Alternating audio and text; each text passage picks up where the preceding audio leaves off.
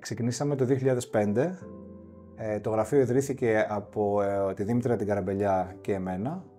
Στην πορεία η ομάδα μεγάλωσε και άλλαξε. Σήμερα οι partners και οι directors στην Diversity είμαστε πλην εμού ο Δημήτρης ο Τραβασάρος, η Άννη Ρούσου, ο Χρήστος ο Κουφίδης, η Χριστίνα Ιαχτύπη και ο Ντάνιελ Σίλβα.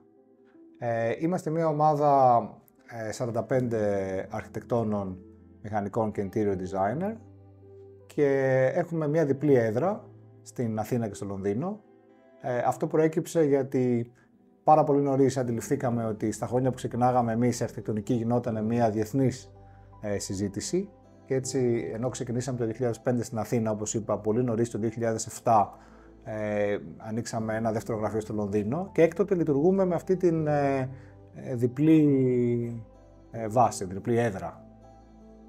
Δεν είμαστε ένα γραφείο που εξειδικεύεται και κάνει μόνο ένα πράγμα. Είμαστε ένα γραφείο το οποίο του αρέσει να ασχολείται με διαφορετικά προγράμματα της αρχιτεκτονικής. Κάνουμε λοιπόν και σχεδιάζουμε ξενοδοχεία, κτίρια γραφείων, κτίρια κατοικιών και άλλα ειδικά θέματα που έχουμε κάνει κατά καιρούς. Για παράδειγμα, είμαστε μέλος της ομάδας που σχεδίασε την επέκταση του Φαλιρικό Όρμο. Αυτό που θεωρώ ενδιαφέρον σε αυτή τη διαδικασία είναι ότι πώς το ένα πρόγραμμα τροφοδοτεί το άλλο. Έτσι υπάρχουν πάρα πολύ ενδιαφέροντα πράγματα στα ξενοδοχεία μας που ανακαλύπτουμε, τα οποία τροφοδοτούν τον τρόπο που κάνουμε μια κατοικία, ένα γραφείο. Αντίστοιχα θέματα που αφορούν την οργάνωση ενός γραφείου που μπορεί να ενημερώσουν ένα ξενοδοχείο και αυτή είναι αυτή η συζήτηση ακριβώς που θεωρούμε ενδιαφέρουσα στη δουλειά μας.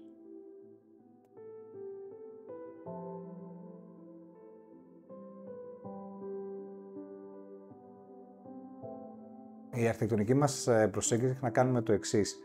Αντιλαμβανόμαστε την αρχιτεκτονική ως μια γλώσσα που είναι πέραν της αισθητικής. Αυτό που μας απασχολεί είναι η συγκρότηση νοήματος και στη συγκεκριμένη περίπτωση χωρικού νοήματος. Το λέω γιατί υπάρχουν γραφεία τα οποία άμα δει κανείς την εικόνα τους, το website τους, καταλαβαίνει μια πολύ αναγνωρίσιμη αρχιτεκτονική γλώσσα. Έχει μια επαναληψιμότητα, έχει μια διακριτή έκφραση τα πράγματα, η οποία έχει να κάνει με πράγματα όπως η υλικότητα ή η μορφή των πραγμάτων. Έτσι, η αρχιτεκτονική αυτή αποκτά μια ισχυρή ταυτότητα ως γλώσσα, ως μορφή, ως υλικότητα, ως κάποιοι κανόνες που διέπουν κάποια πράγματα που περιστρέφονται, δεν είναι μόνο αισθητική, αλλά αφορούν και γυρνάνε γύρω από την έννοια της αισθητικής. Εμάς μας ενδιαφέρει πιο πολύ η συγκρότηση νοήματος, το οποίο έχει να κάνει πιο πολύ με το πώς κανείς αφηγείται μια ιστορία. Δηλαδή, οι κανόνες με τους οποίους σχεδιάζουμε έχει να κάνει πιο πολύ με την έννοια χωρικής αφήγησης. Έχει να κάνει πάρα πολύ με το ότι πιστεύουμε ότι οι άνθρωποι αντιλαμβάνονται το χώρο ως συνέχεια. Δηλαδή, υπάρχει αυτή η φωτογραφική αντιμετώπιση του χώρου που βλέπεις ένα χώρο σαν φωτογραφία, αλλά είναι το πέρασμα από ένα χώρο στον άλλο που συνιστά εμπειρία.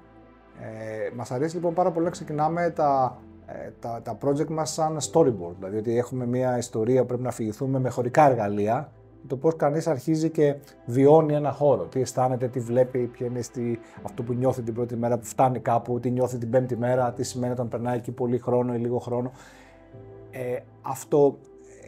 Υπάρχουν λοιπόν νήματα που διέπουν τη διαδικασία, αλλά η τελική μορφή που προκύπτει σε κάθε έργο είναι πάρα πολύ διαφορετική. Αυτό έχει να κάνει λίγο και με το πώς ξεκίνησε το γραφείο μας, γιατί δουλεύοντας αυτό το δίπολο από την Αθήνα στο Λονδίνο σε διαφορετικά μέρη στον κόσμο, είναι σαφές ότι δεν μπορεί κανείς να χρησιμοποιήσει τα ίδια εργαλεία για να πει μια ιστορία σε ένα παραδοσιακό ξενοδοχείο στη Μονοβασιά, όπως το Κριστέρνα που είχαμε κάνει, ή σε ένα σύγχρονο μοντέρνο σπίτι στην Αθήνα που έχει ισχυρές παραδόσεις μοντερνισμού, ή σε ένα βουνό στην Ελβετία, ή σε μια πεδιάδα στην Αργεντινή. Άρα, εξ ορισμού τα έργα μας αρχίσαν να παίρνουν διαφορετική μορφή, ακριβώς γιατί οι τόποι είναι τόσο διαφορετικοί.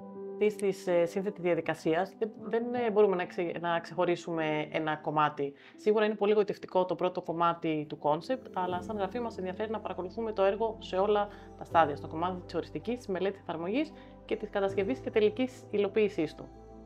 Μία τυπική μέρα στο γραφείο, επειδή ακριβώς ασχολούμαστε πολύ ενεργά με όλα τα στάδια του σχεδιασμού, μπορεί είτε να ξεκινήσει από μία επίβλεψη σε ένα εργοτάξιο, είτε από μία συνάντηση με τον πελάτη για κάποιο αρχικό στάδιο concept ενός έργου.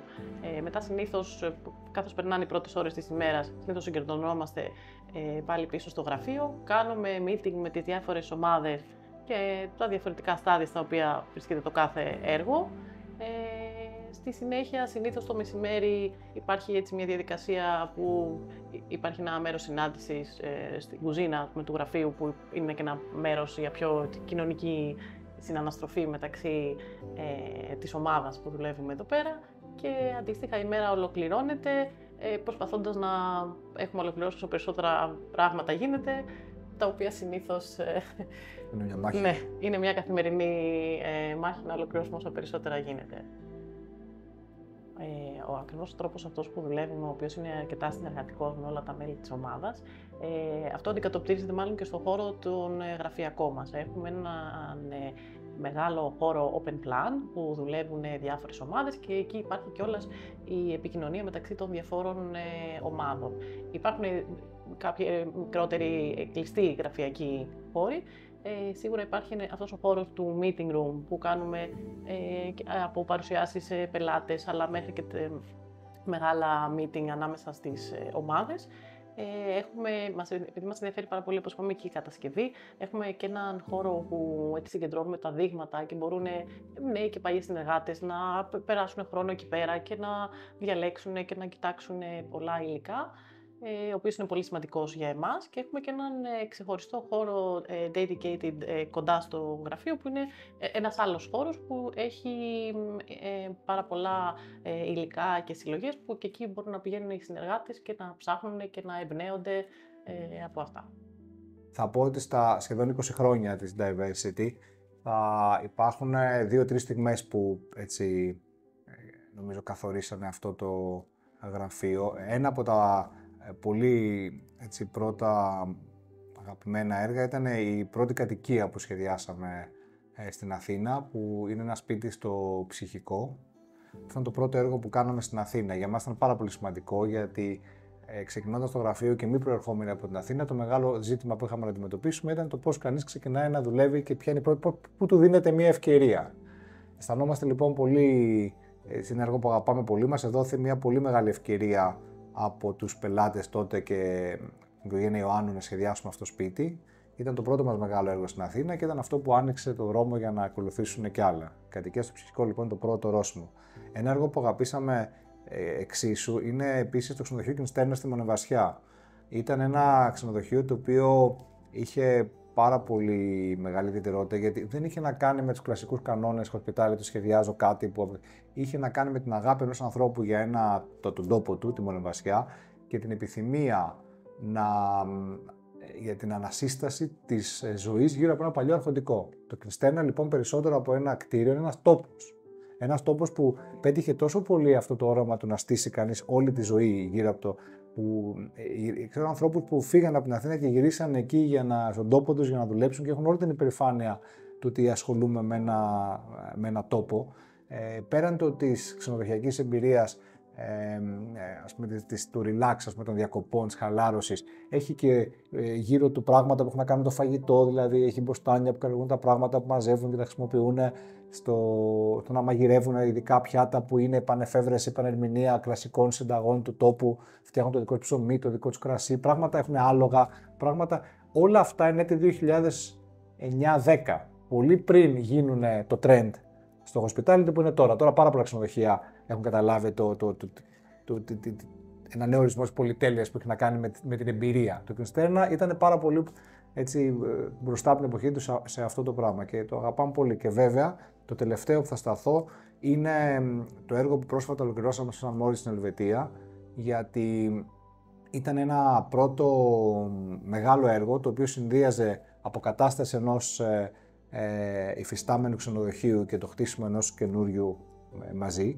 Ήταν ένα πολύ σύνθετο έργο και είναι μια αρχιτεκτονική πρόταση και πρόταση εσωτερικών χώρων σε μια χώρα στην οποία έχει πολύ ισχυρή αρχιτεκτονική παράδοση. Δηλαδή, είναι άλλο πράγμα κανείς να σχεδιάζει και να υλοποιεί ένα μεγάλο κτίριο σε μια χώρα που δεν έχει αρχιτεκτονική παράδοση και εισάγει αρχιτέκτονες. Οπότε είναι το επισκέπτη αρχιτέκτονα που κάνει κάτι, είναι χώρες του αραβικού κόλπου, ας πούμε, είναι τέτοιες. Και άλλο πράγμα στην καρδιά της Ευρώπης, σε μια χώρα που είναι η πατρίδα των Herzog των Μέρων, ας πούμε, του Πίτερ Ζούμθο, να σχεδιάζει κανείς και να υλοποιήσει ένα κτίριο.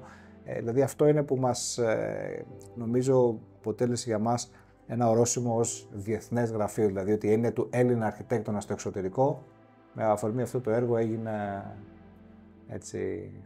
Από αυτά τα τρία, νομίζω, είναι τρεις σταθμοί που, λέγοντας αυτό τώρα, κάθε έργο είναι ξεχωριστό και θα μπορούσα, αν ξανακάνω αυτή τη σκέψη, να σταθώ σε άλλες στιγμές. Ωστόσο, νομίζω ότι αυτά είναι αρκετά χαρακτηριστικά.